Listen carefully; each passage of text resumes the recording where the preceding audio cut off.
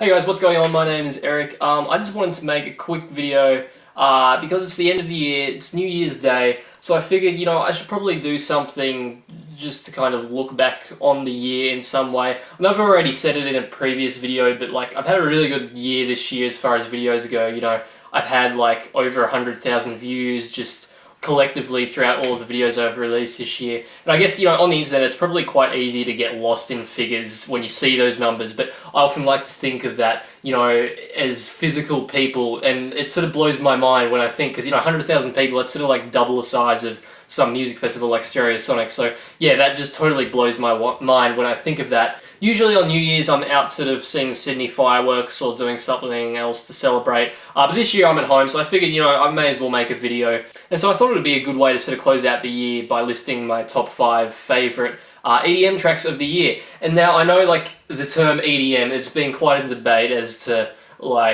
how much electronic music can actually be classified as EDM, because then people want to, suggest that EDM's like a subgenre, but I don't know, I really don't know what else you'd call it, because you can't really call it electronic music because now pop music's electronically produced as well, and so what do you call it? But yes, I'm just going to stick with EDM. Anyway, for number 5 I have chosen Omen by Disclosure and Sam Smith. This song was originally released as a single earlier on in the year and was later released on Disclosure's sophomore album, Caracol, which I thought really captured the essence of Disclosure's signature sound a lot more than their first album did, despite not having as many songs. Now, before you even hear this song, I reckon just hearing the names Disclosure and Sam Smith in the same title will make you want to listen to it. Another thing I really like about this song is that it captures Sam Smith's style within it. I would say, if Sam Smith were to go with any sort of EDM act, I don't know if you want to call Disclosure EDM, whatever, but out of, any sort of dance act, I would say that,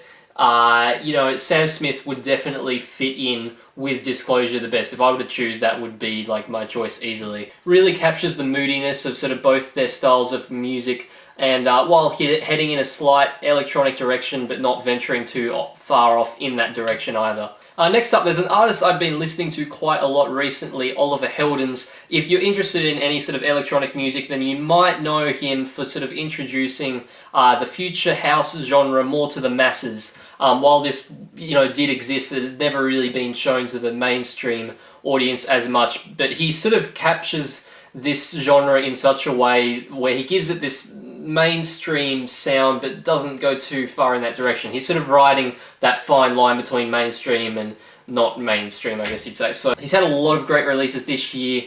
Wombase, Melody, Bunny Dance. He's actually releasing one on January 11th, I believe, called Waiting, which is a collaboration he's made with the Australian producer Throttle, and it has this really catchy disco style. It's like the friggin' catchiest thing I've heard in ages. But as for this year, I would definitely say his best release would have to be his collaboration with Sean Frank, Shades of Grey. What I love about this song is that it sort of rides that fine line between moody and cheerful in some ways, and that's probably down to the chord progression. The vocals style also really supports this from Delaney Jane, who did a great job, really suits this style of song very well. What definitely sells you on this song though is when it reaches the main sort of instrumental riff. He has a super signature future bass, future house type synth, and he's put this cut off LFO on it, which I guess to speak English basically gives it some shape, so it's not like a flat sound, but it's just, yeah, you'll hear it, and that is the killer of this song. I actually love this song so much that I did a sort of instrumental remake of it, and then I got vocals from one of my friends on it.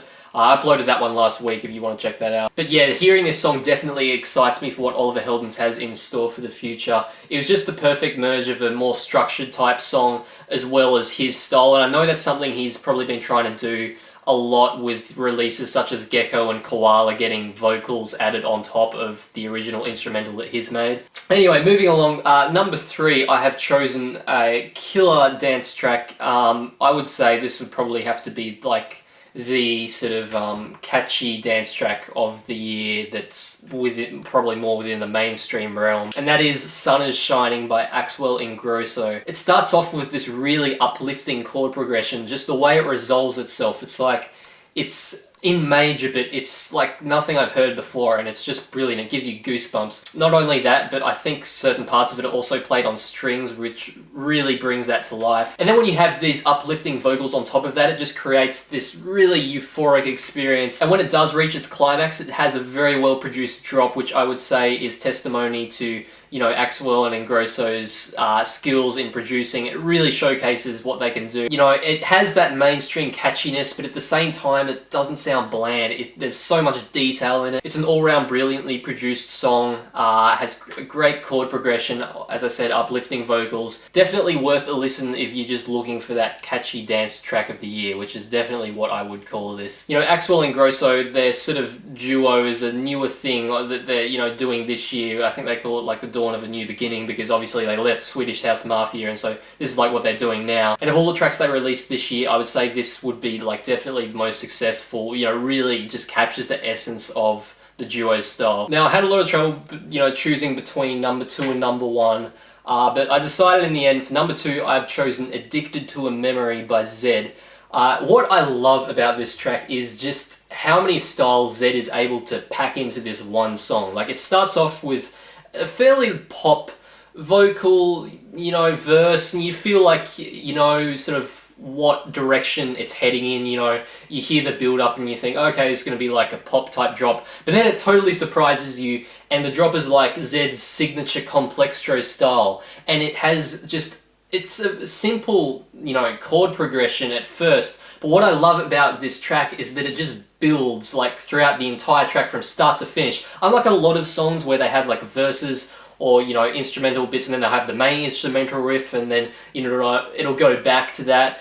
With this song, it's just a constant rise from start to finish. The texture just continues to build throughout the entire song until it reaches its final climax, and when it does reach that climax, he puts in this classical like riff, and it is just brilliant how he's able to just pack all of these styles into, you know, one electronic song. Zed's had a lot of success this year, and that's largely due to his True Colors campaign. He's gone on tour all around America and Europe with his True Colors tour, and has also released his sophomore album True Colors, which was great. But of all the songs on that album, I would definitely say Addicted to a Memory is the best showcase of his skills as a composer. I love that Zed's bringing in so much melodic, you know, musicality into EDM, because I'm not going to lie, there are a lot of producers where I do sometimes question, you know, are they actually that musical, or are they just good at producing? Now, it was really hard to pick a number 1 track of the year. Obviously, there are a lot of great tracks this year and blah blah. But for number 1, I really just had to choose the track You're On by Madian. Now, I can go on about why I like this track, but it's Madian, so